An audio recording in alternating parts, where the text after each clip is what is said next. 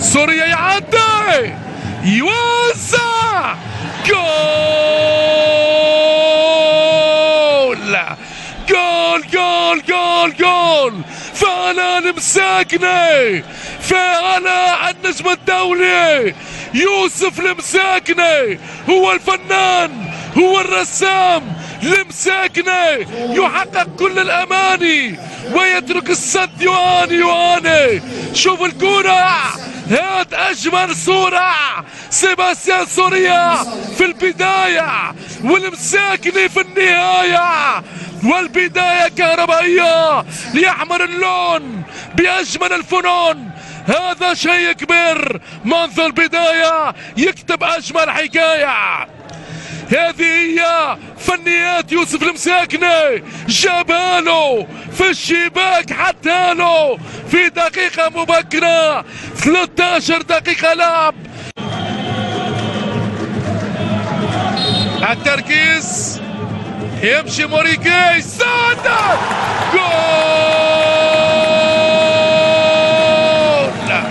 جول جول جول جول.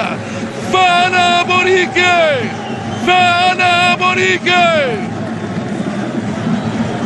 هدف التعادل للسداوي، يعدل ولا يبالي، ويزيد من المعاناة لفريق الاخويا في الاوقات الحرجة. 1-1 بين الفريقين. يا سلام يا سلام، هدف رائع. يجمد الحارس كلود امين ويعطي التعديل لفريق السد امامنا موريكي في هدفه رقم 20 في الاجواء الاسيوية. مباراة نار في هذا المشوار. تعليل البلوشي لليسار، نادر بالحاج، رائعة ممتازة، جول جول جول. فعلا نادي السد، نادي السد ما كيف واحد في هذه اللحظات في أصعب الأوقات يتمكن من تسجيل هدف ثاني على طريق قلب الأسد علي أسد بمنظومة جزائرية ولا في الأحلام. علي أسد، يا سلام يا سلام. هدفان لواحد لفريق السد اللي يقلب الدولة، يقلب الدولة على فريق الأخويا. يتعادل عبد الرحمن، يراوغ، يوزع، كرة خطيرة، تصوير،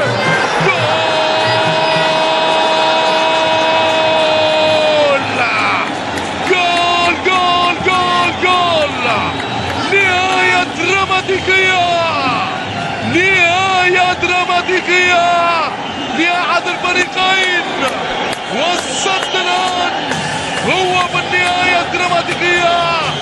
كرة لإسماعيل محمد في الشباك، حداله، جاباله جاباله. يا سلام يا سلام. هذه هي الأمور.